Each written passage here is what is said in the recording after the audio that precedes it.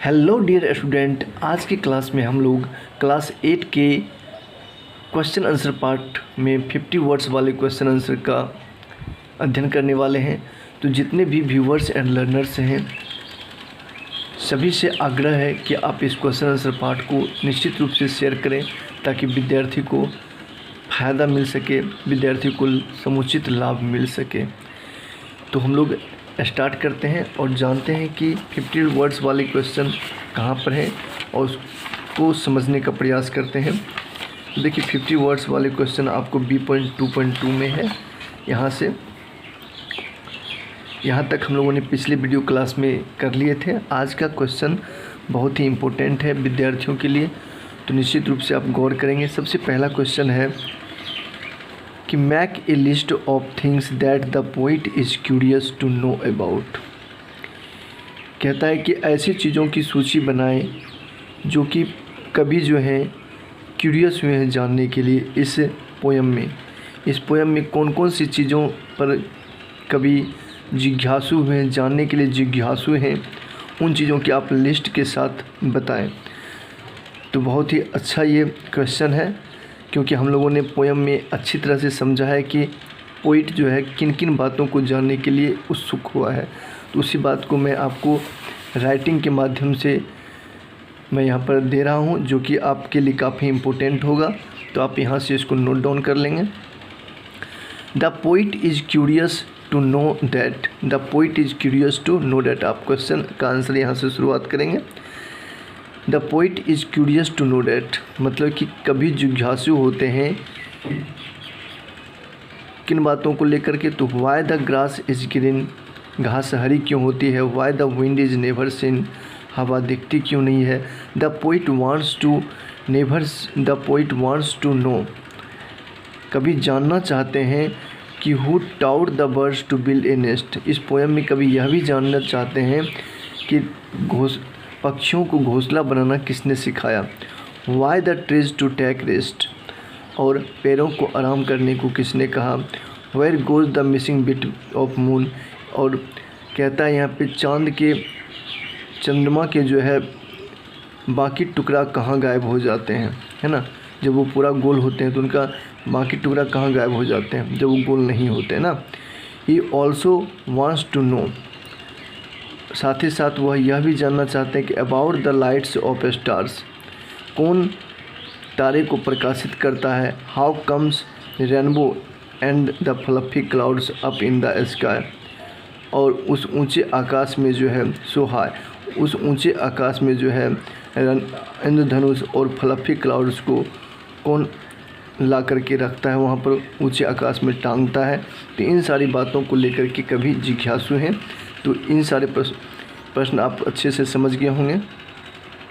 मैंने line to line Hindi बताया है, अगर आपने नहीं समझा है तो एक दो बार और देख करके इसको आप समझ सकते हैं। चलिए हम लोग नेक्स्ट क्वेश्चन पर बढ़ते हैं। नेक्स्ट क्वेश्चन जो है आप देख सकते हैं। नेक्स्ट क्वेश्चन आपका है कि who do you think is the I. यहाँ पे आई होना चाहिए, टी नहीं। Who do you think is the I in the poem, यानी कविता में जो है आई के बारे में आप आई कौन है आपको बताना है कि इस पोएम में आई जो है कौन है। ए चाइल्ड और एन एडल्ट, बच्चा है या फिर एक वयस्क है। Give reasons for your answer, आप जो है इसका कारण देते हुए उत्तर दीजिए। कहीं ना कहीं ये 50 वर्ड्स का क्वेश्चन है तो आपको कारण तो बताना ही पड़ेगा कि आखिर ये चाइल्ड है या फिर वयस्क है। तो हम लोग चलते हैं इसके आंसर को समझते हैं। तो आंसर इस प्रकार से आपको देने हैं। इन माय ओपिनियन, मेरे विचार में, I in the poem is a child, मेरे विचार में आई जो है एक बच्चा है।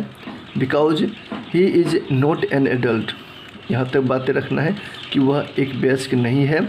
The questions that raises in his mind, क्योंकि ऐसे प्रश्न जो है बच्चे के माइंड में उठते हैं। राइजेज का मतलब होता है उठना, बच्चे के माइंड में उठते हैं। Are the questions of a child, एक बच्चे के मन में ही उठ सकता है ऐसे प्रश्न, है ना। The questions that raises in his mind are the question of a child, child curiosity, है ना। यहाँ पे आप क्यूरियोसिटी यहाँ पर आगे लिखा होगा, तो यहाँ से आप लिख सकते हैं। यानी कि चाइल्ड के जिज्ञासा वाले प्रश्न है ये, और उनके माइंड में ऐसे प्रश्न उठते हैं, तो उसी का ये आंसर है नेक्स्ट पेज में। तो यहाँ से आप क्यूरियोसिटी वहाँ पर लिख लेंगे और यहाँ पर ये वाक ख़त्म हो जाता। आगे है adults don't ever think of such questions. वयस्क के मन में ऐसे प्रश्न नहीं उठते हैं, वयस्क के मन में ऐसे विचार नहीं आते हैं।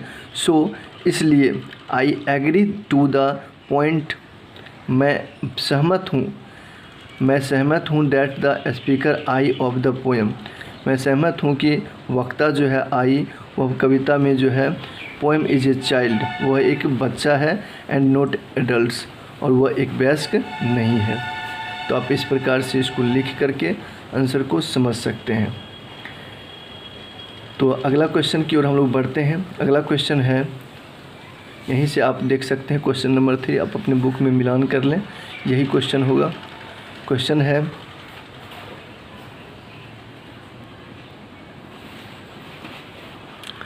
देख सकते हैं क्वेश्चन आपको बिल्कुल दिखाई पड़ रहा होगा। क्वेश्चन है, what opinion do you from about the speaker.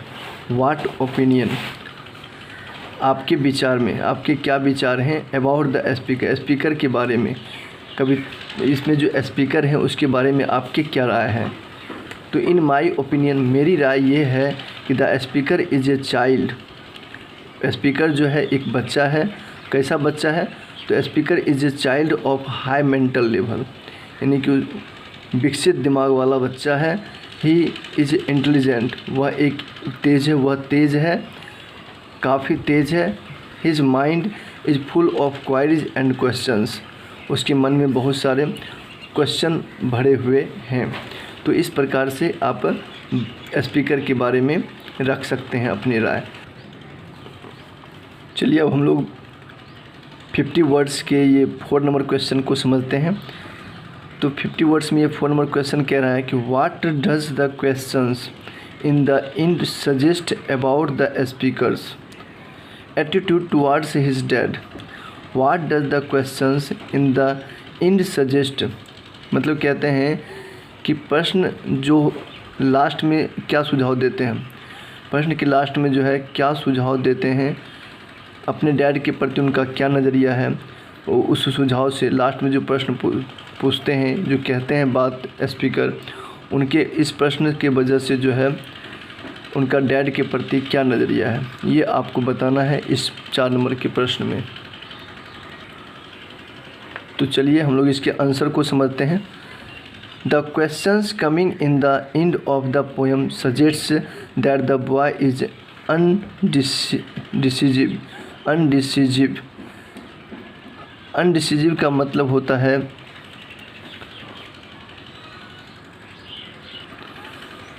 अनडिसिजिव का मतलब होता है दुविधा में पड़े रहना। कहता है कि उनके अंत में जो है वो दुविधा में हो जाते हैं, जो प्रश्न पूछते हैं, कभी पूछते पूछते बस जो बच्चा के रूप में होते हैं वो दुविधा में पड़ जाते हैं। वो आगे बताते हैं, he is not sure that his dad knows the answer of his questions. उनको ऐसा लगने लगता है कि उनके डैड जो है निश्चित रूप से क्वेश्चन का आंसर देंगे या नहीं। And even if he knows it, और यहाँ तक कि वो ये भी कहते हैं कि इफ़ ही नोज इट, यदि वे जानते होंगे तो वो ज़रूर मुझे बताएंगे। यानी कि डाउटफुल नज़रिया से वो इस बात को रखते हैं लास्ट में, है ना। तो लास्ट में यही वो पॉइंट है जिससे उनको ये पता चलता है, उनको पिता के प्रति डाउटफुल नज़र आता है, शक आता है कि वो बताएंगे या फिर नहीं बताएंगे। It was doubtful that he would answer to all of his queries, मतलब सभी प्रश्न को लेकर के उनको डाउटफुल नज़र आता है। तो इस प्रकार की राय जो है आप लास्ट में लिख सकते हैं। ये 4 नंबर का आंसर है। तो इस प्रकार से आप इसे नोट कर लें, इसे आप समझ गए होंगे। ठीक है, चलिए फिर मिलते हैं नेक्स्ट वीडियो क्लास में। आपको निश्चित रूप से ये चैप्टर का सारा क्वेश्चन आंसर आपको समझ में आ गया होगा। आगे जो भी क्वेश्चन आंसर है इसमें वो आप खुद से भी बना सकते हैं। फिर मिलते हैं नेक्स्ट लेसन में एक अच्छे एक अच्छी तैयारी के साथ जो कि आपको अच्छी तरह से दिया जाए, जिससे कि आपको समझ में आए। तो आप निश्चित रूप से जो है मेरे वीडियो को अगर आप जुड़ना चाहते हैं तो निश्चित रूप से सब्सक्राइब कर सकते हैं, लाइक कर सकते हैं, कमेंट कर सकते हैं। Thank you, all the best, have a nice day. आपका दिन शुभ हो।